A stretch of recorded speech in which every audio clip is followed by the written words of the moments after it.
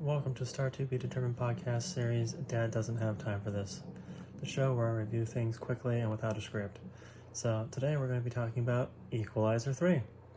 And all I have to say is that Denzel Washington is wonderful. And as I think about it, I don't think I've ever seen a bad movie with Denzel Washington in it.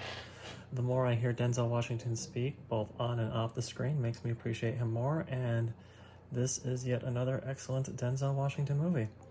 So going into this, I really enjoyed the previous two movies, and as of right now, I think this may actually be my favorite. I'd have to go rewatch the other ones to be 1,000% sure, because it's been a little while since I watched them, but as of this moment, I'd say Equalizer 3 is my favorite of the three.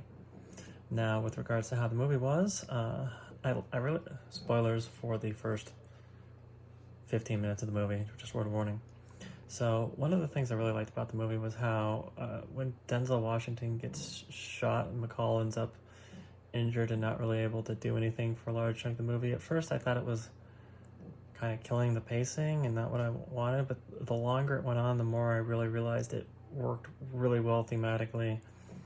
How he's trying to figure out who he is and where he belongs, and his belief that where he is where he needs to be. And it's almost like God wanted him to get shot so that he could be there to help those people and find a new place for him.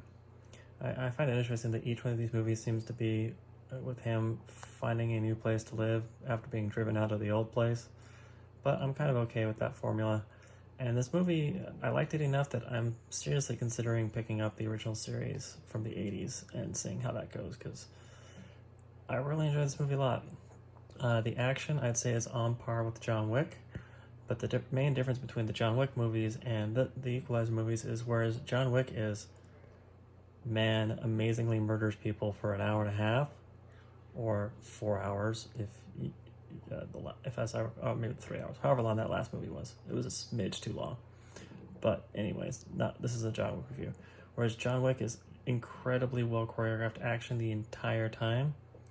I appreciate the Equalizer movies because while it has the same quality of action when it happens, it's more spaced out and more retrospective and more of a character analysis with violence as opposed to violence with a character analysis. And I really appreciate that coming out of the movie, how he's sitting there injured and they ask him, are you a good man or a bad man? He says, I don't know. And that really stuck out to me because you have to be really aware of yourself to be concerned about yourself, to not think you're good or bad and not be able to determine what you are.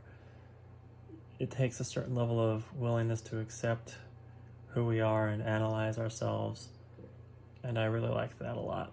So all in all, I'd say Equalizer 3 was the 114th best movie of all time. Highly recommend it, and you all have a wonderful day.